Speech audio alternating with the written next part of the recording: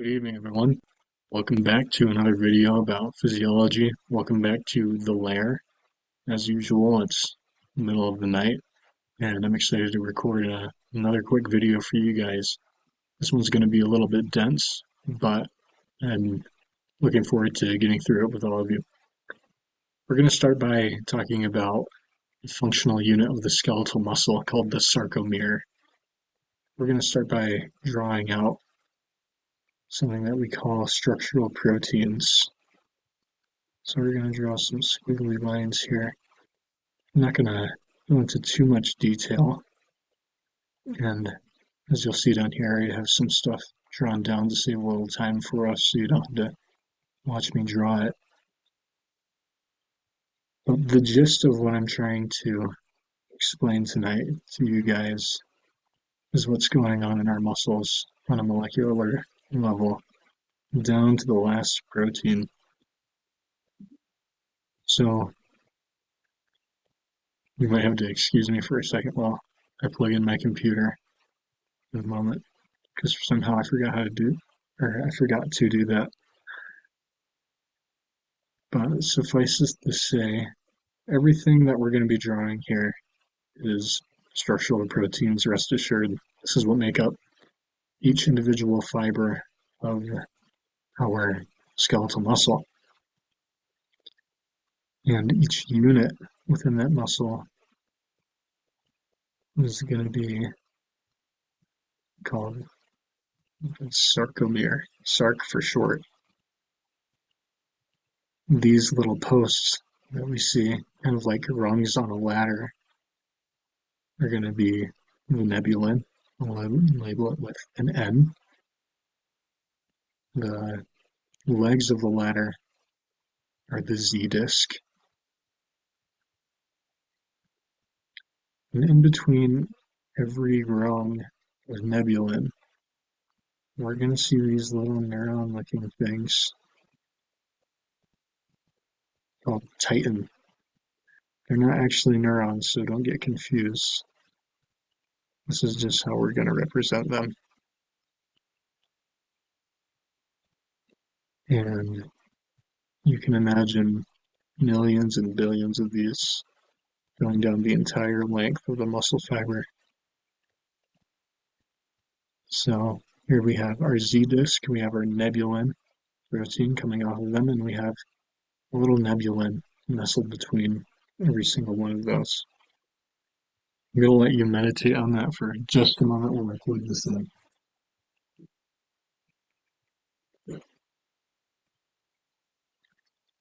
I'm streaming in are the little structures that we find on those nebulin posts and what causes them to pull towards and tug on one another in order for the whole sarcomere to squeeze, sort of compress together. And that's actually what causes a muscle contraction.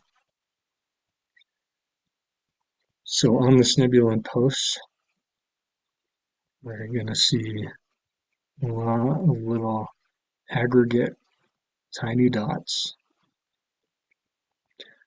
And we're going to see a thin wavy layer on top of them. You're going to have to use your imagination for a lot of these, but I trust that you guys are imaginative. And then I'm going to blow this up. These little tiny dots on top of the nebulin post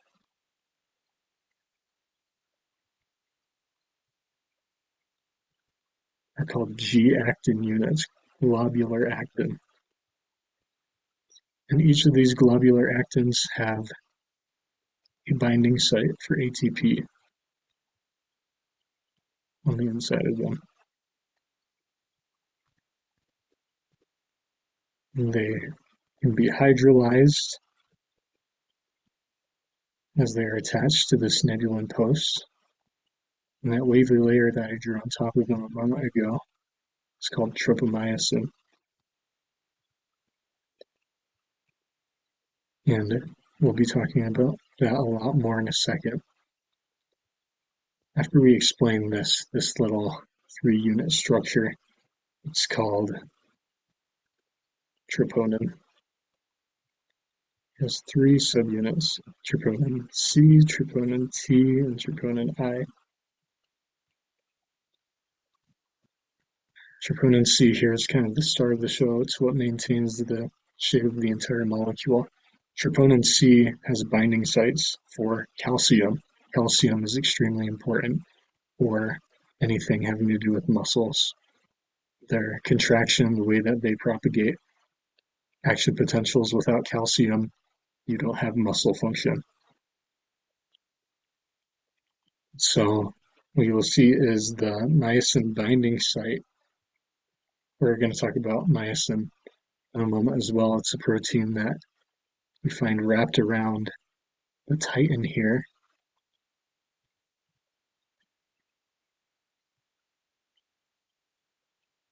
It binds to certain sites on this actin and forms an alpha helix.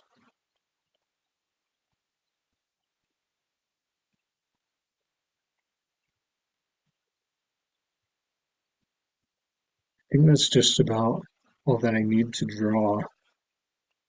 I can explain this now. Okay, good. Yes. All right. So here we have our tropomyosin, our T, our C, and I troponin units. I'm going to go on to explain a little bit about why this troponin C functions and allows the whole sarcomere to contract. You'll remember that we were talking about action potentials previously and how they are propagated from one side of a neuron synapse to the other from pre to post.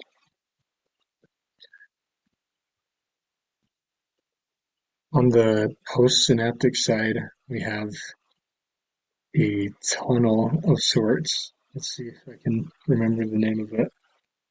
It is a transverse tubule, in fact. And on the surface, the inside of this transverse tubule, where it has more surface area, you will find a voltage-gated calcium channel.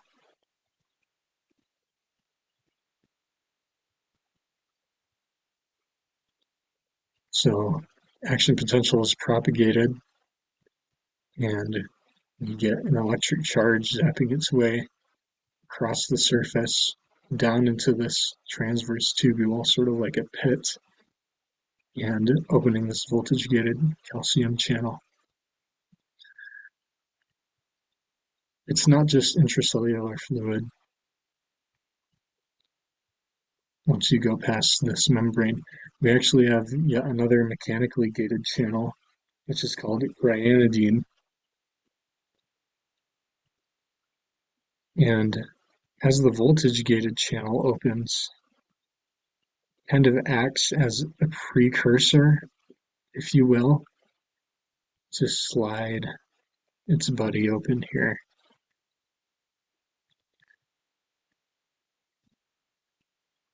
You might remember from previous discussions that calcium is higher on the outside of the cell in the extracellular fluid, but not really. There are some extremely dense pockets of calcium hidden on the inside of the cell that you don't usually see. That's because calcium is stored in sort of organelle that we call the sarcoplasmic reticulum. And as this sarcoplasmic reticulum, ryanodine gate is opened by the calcium voltage gated channel being triggered. All of the calcium on the inside begins to flow out.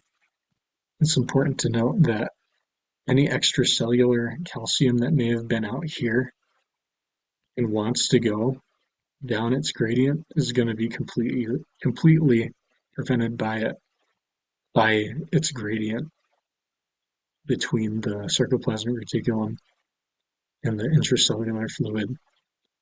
If there was a buildup out here, it would just be utterly prevented by the amount of calcium coming out of this mechanically gated channel, if that makes sense.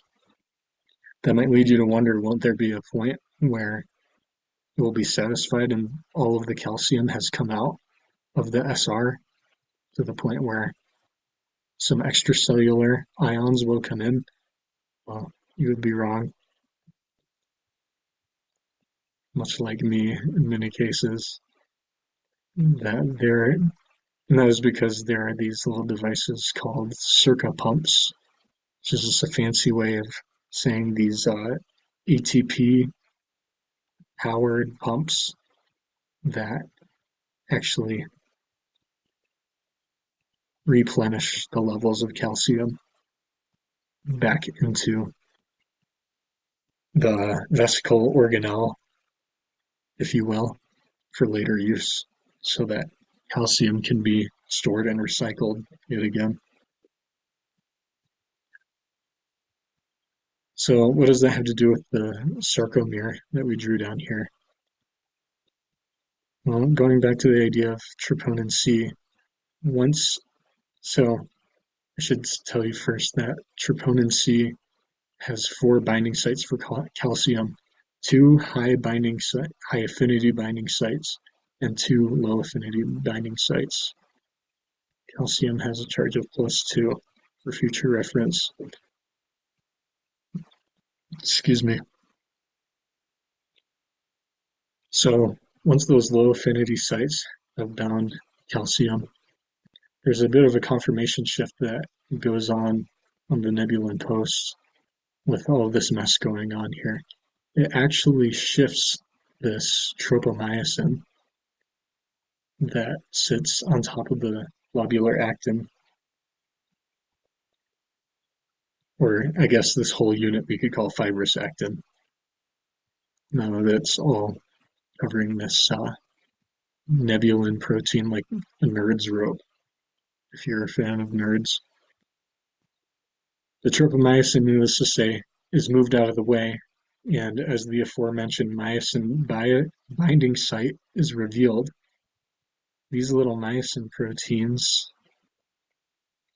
to continue the candy metaphors, are like Twizzlers with the tips bent back. And what these myosin want to do, like nothing else, is to climb up these posts, is to latch on like Velcro and just kind of ratchet themselves all the way down.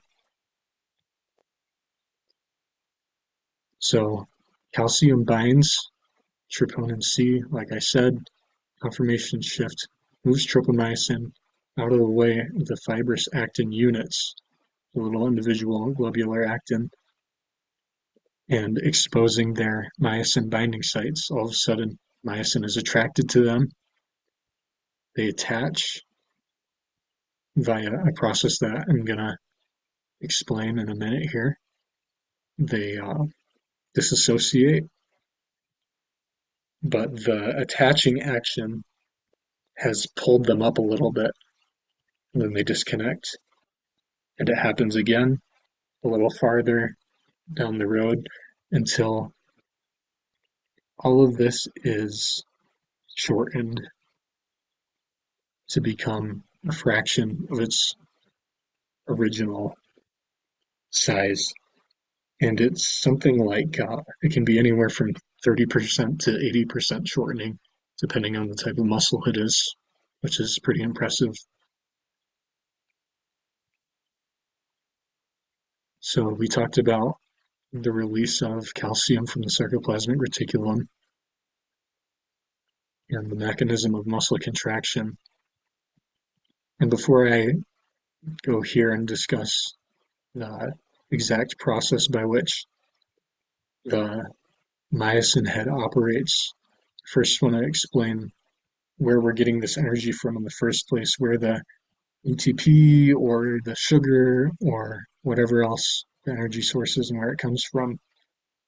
So if you took Bio 180 or 264 or microbiome, we may have talked about anaerobic and aerobic respiration. A couple of examples of anaerobic respiration include the energy from coming from the cytoplasm, coming from a chemical called creatine phosphate, and the process of glycolysis, a common metabolic process that happens in our cells as we digest sugar.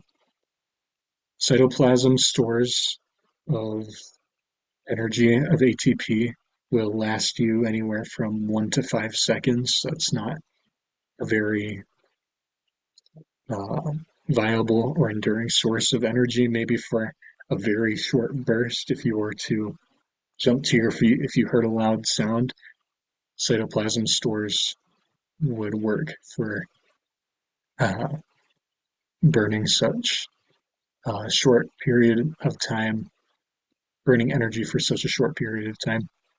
Creatine phosphate is a process of taking ADP and turning it into ATP, essentially just adding another phosphate to it. And that will give you energy stores lasting for about 10 seconds. Again, not very long, maybe for a quick burst of uh, running up the stairs after you turn off the lights in the basement when you're a little kid because you're afraid of the dark. That's a core memory for many of us. And then glycolysis, as I stated earlier, those energy stores will last you for about 60 seconds. So if you're doing 40-yard dash, maybe the Snickers bar that you ate earlier will give you just enough energy to accomplish that before you crash the moment that you're done. Those are all examples of anaerobic respiration. There's no oxygen required whatsoever. Cytoplasmic stores creatine phosphate, and through the process of glycolysis. But there's also one source of aerobic respiration that you all might be familiar with. Well, it is, that's simply what it's called. It's aerobic respiration. And we utilize oxygen through the mitochondria in our cells, and that can power our bodies, our muscles for hours and hours.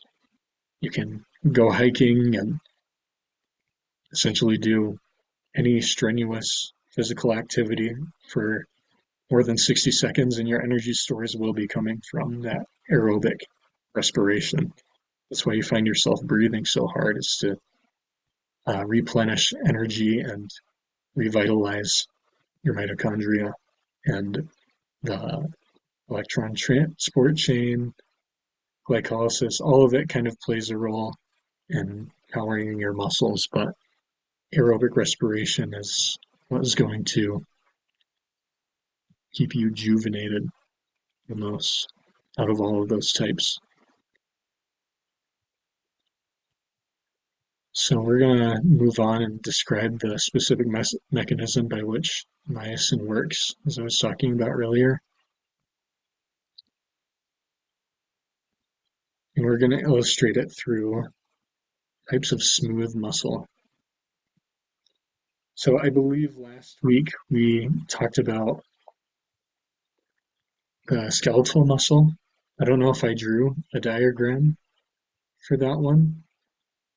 Maybe I should just run through it real quick for everyone. But if I'm going to draw my Z-disc, my nebulin post,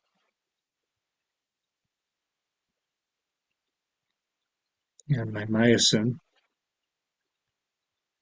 if you want to zoom in to what's going on in the titin protein there, we have some ADP on the head, which I'm going to represent with a little lightning bolt, as you'll see down here. to save time, and phosphate. ADP stands for adenosine diphosphate. With this additional phosphate here, you can essentially consider it to be triphosphate, but for the sake of simplicity, we're drawing it separate, and you'll see why in a moment. So currently this myosin head is detached from the fibrous actin because there's tropomyosin blocking it from the binding site. However, if I was going to add some calcium, as I was talking about earlier, some Ca++, that binds to the G-actin unit of troponin C, it's troponin C. That causes a conformation unit that exposes, or let me start over. Ca++ binds troponin C, causing a conformation shift in the tropomyosin, exposing the G-actin unit and its myosin binding site. It's quite a mouthful, isn't it? Super easy, right, guys? We have our ADP, which is now able to bind, form that connection with the now rolled up.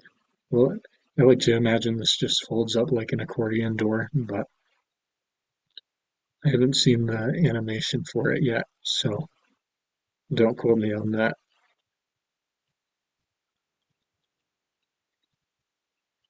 So here we have our ADP and our phosphate still. This step is what we call the power stroke, which is when heat is released because a bond is formed. We see the phosphate get kind of kicked off in the molecule here. And we also see,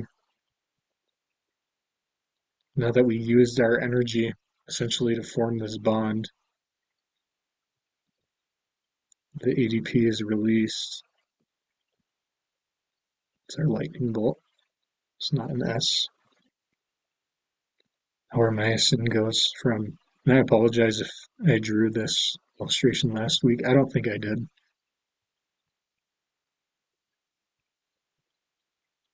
Our myosin unit goes from a charged ATP powered cocked state to an uncocked state. And this is where we see the 30% shortening. It's in the skeletal muscle.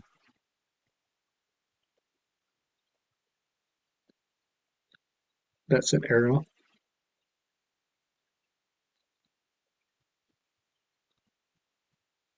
And then this is where we see the muscle shortening, the ratchet action.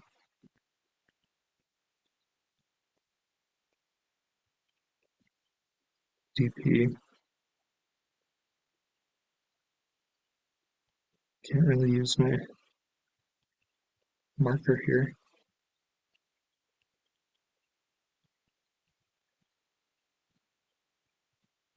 ATP is brought back, it's introduced back into the myosin now that we no longer have energy to perform another ratchet strap action because of the affinity for the ATP binding site, the energy that we lost earlier, a new form of it is reintroduced. But in order to accept that ATP, the myosin essentially disassociates. And through hydrolysis,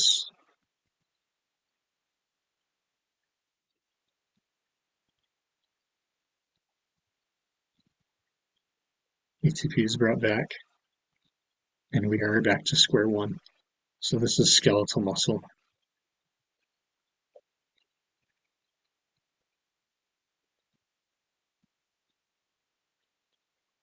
So that was meant to be a quick recap so that we can talk about different types of smooth muscle down here. First, we're going to talk about basic smooth muscle. We see our myosin head with the ADP and the inorganic phosphate attached. Here's where things get a little different, and hopefully it's not too confusing, because it was for me at first. But we're going to introduce this enzyme called myosin light chain kinase. You're going to notice that it's different from this step, or from this process. It doesn't show up at all, actually. But myosin light chain kinase is introduced. We're going to add actually an additional phosphate to our myosin here in the cocked position. So you've got or you've got four phosphates at your disposal now. The reason why we need so much energy is because, believe it or not, smooth muscle is at work constantly. And skeletal muscle works a lot, but it's voluntary mostly. It's also reflexive. We don't use it while we're sleeping that much because during the day we need the posture of our spine to hold us up. And even though we're not really thinking about it, it's kind of voluntary. And smooth muscle, on the other hand, it's constantly working even while we're asleep. So I see that as kind of the justification for all of the extra energy that we see attached to the myosin unit here, but I digress. So here we see our myosin in the cocked position. Now that calcium was added, and we know that tropomyosin is pulled away from the G-actin unit, and the binding site for the myosin can finally connect. Once it is connected, both the ADP and a whole phosphate is taken off, so you're essentially taking off ATP. You're going to see 80% shortening here. This is pretty impressive. That's a lot of contraction. Just think about all the work that your GI tract is doing to digest that food that you have to perform glycolysis and store the energy that you need to operate your muscles in the first place. It's pretty impressive. It's a self-sustaining system, and it does it pretty well. Anyway, here you have your myosin in the uncocked position now that it's expended its energy in performing that ratcheting motion. And you can reintroduce ATP again. This time I represented ATP with a lightning bolt. And you are essentially back to step 2 here, and that can continue indefinitely if this myosin light chain phosphatase is not introduced.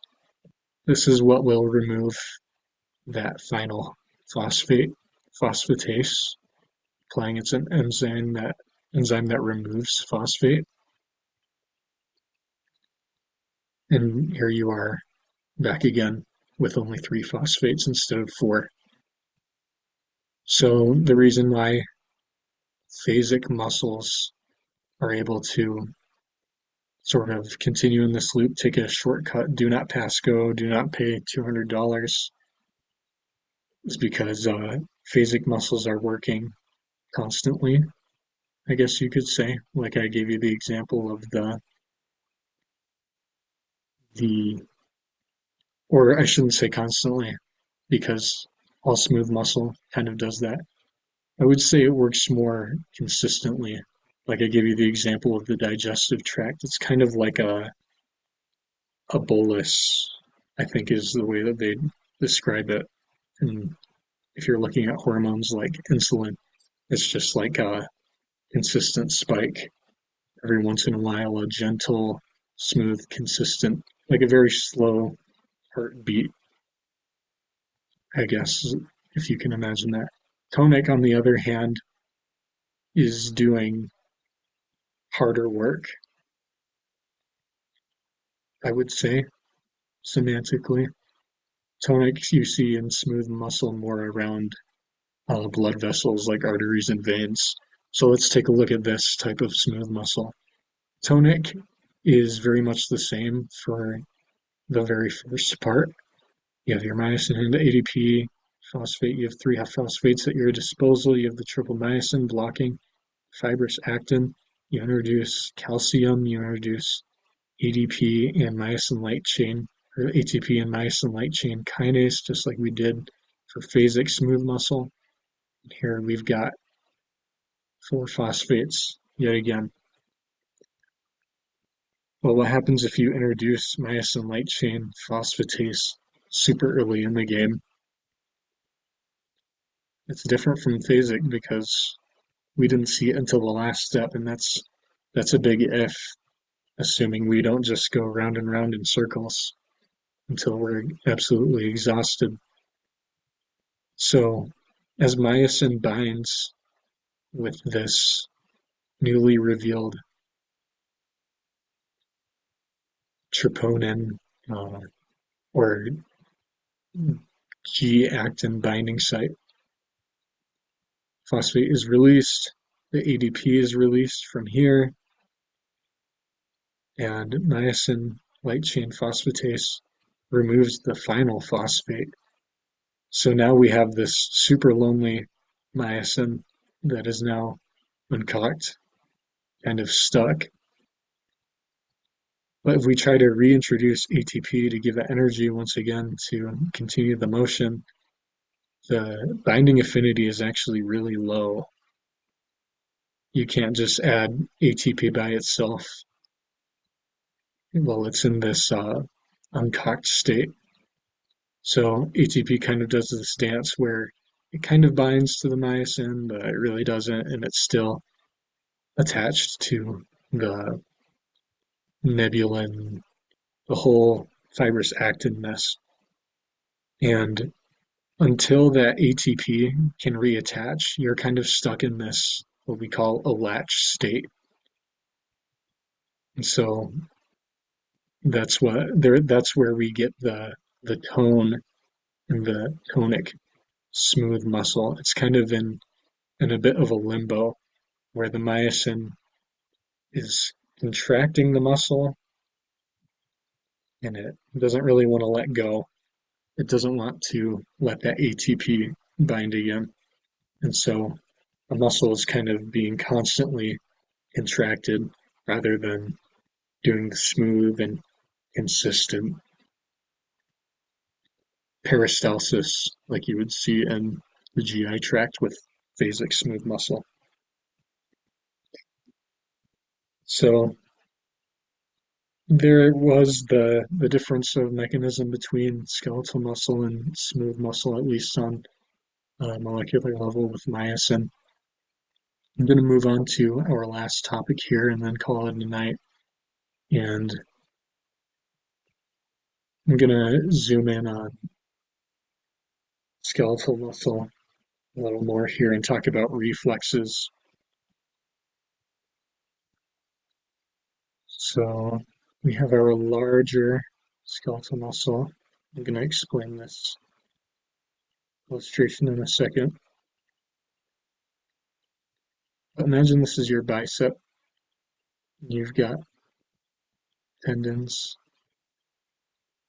on either side, and then you've got some neurons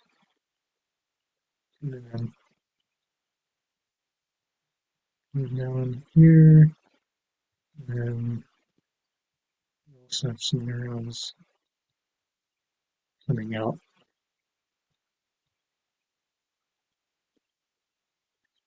Okay, and then I'm going to draw a little vertebrae over here for us.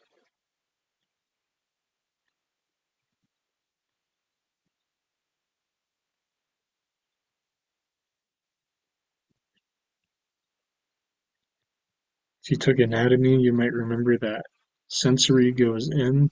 It's kind of a spoiler alert, but move your little arrow for me.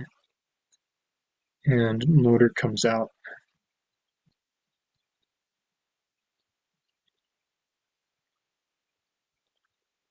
Sensory goes in.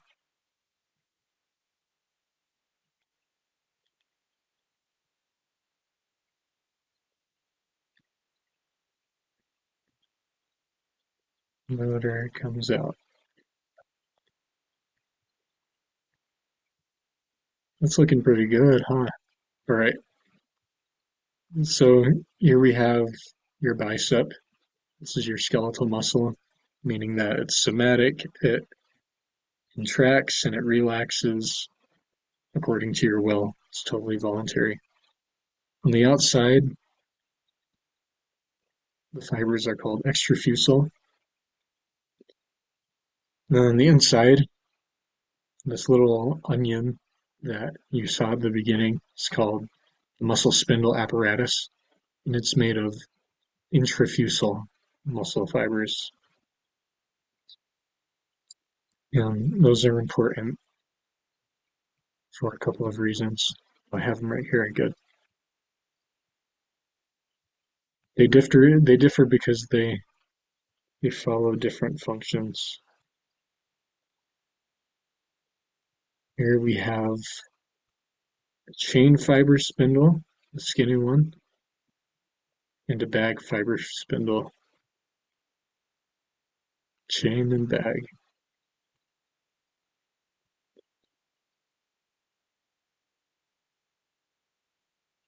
Okay. So you'll notice that I labeled these 2A and 1A.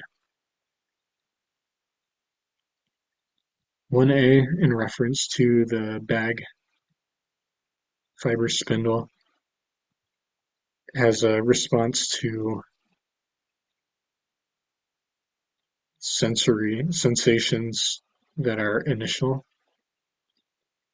So if you were to flex your muscle really quick, that would be, I promise I'm not flexing on you guys. I would never do that. Just illustrating a point. The initial tension, the initial stimulus is what's triggering this bag spindle.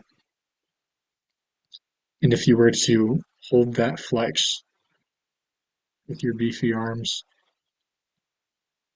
that sustained tension is what would activate these 2A neurons in your chain spindle fiber. So let's say that you were going to get sort of a muscle cramp in your leg as you're watching this video under the table.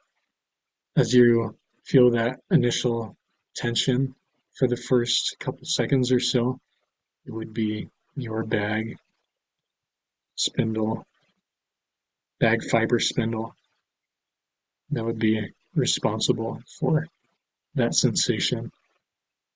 Whereas if that cramp persists for a while, that sustained tension is what your chain fiber spindle is responsible for.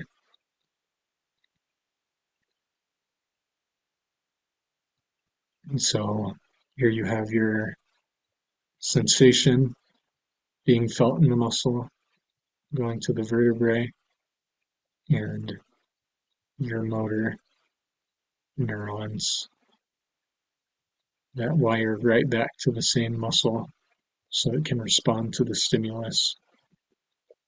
Much in the same way that if you were to get poked by a tuning fork in the ribs or something, the sensory neurons would fire, connecting to the motor neurons, and you would sort of jerk away as a reflex. And speaking of reflexes, I want to illustrate maybe by drawing a different muscle here.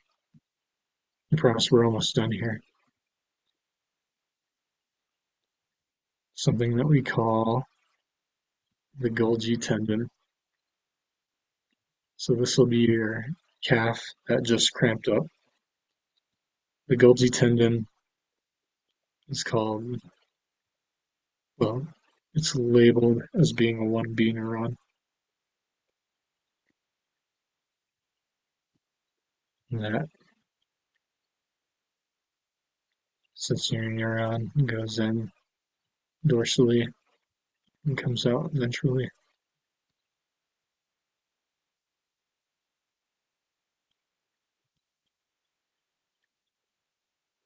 If there is enough stimulus going into the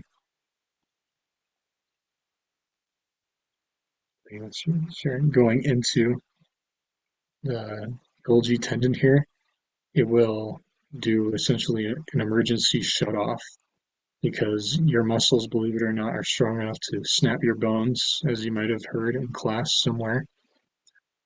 And your body is smart enough to not let that happen. So if there's enough stimulus going on to the point where your muscle is contracting so hard that your health may be at risk, it'll just shut down immediately. So the contraction, the sensation is just getting absolutely lit up. You can feel the pain, the stress, the tension, the pressure building in your muscles.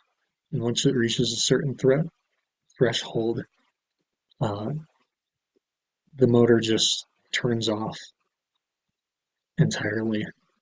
It's essentially not even innervated anymore. It turns into just soft jelly so that you don't get hurt, which is ironic because when you're lifting a really big weight in the gym, you're always going to be at risk.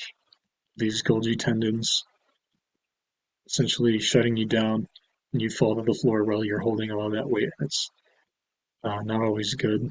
So, joke's on us, I guess, for going against evolution. But uh, all this is to illustrate what we call the stretch reflex and the withdrawal reflex. Stretch reflex, as your muscles can sense that there is a consistent and continual pressure going on. In response, they will hold a sort of tonic and contracted state,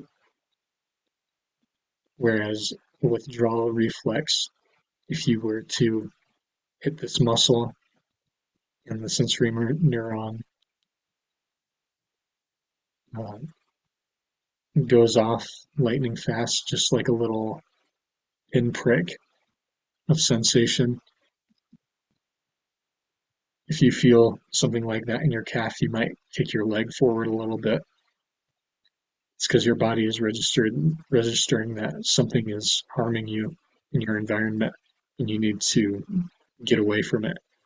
So the sensation is detected in your muscle, it goes through the vertebrae, goes back down ventrally through the motor neuron, and assuming that you're not shut off by the Golgi tendon already, or you don't have an IPSP, which I'll explain in a second, is your calf muscle will kind of jerk out of the way.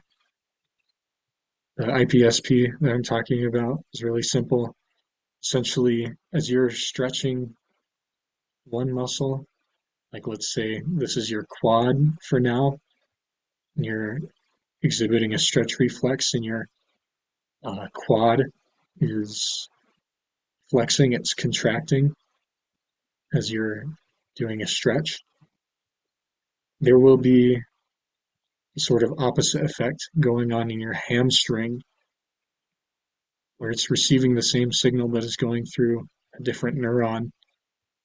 And you will have a little interneuron here before the signal returns back to your hamstring that releases an inhibitory response. telling it to just chillax because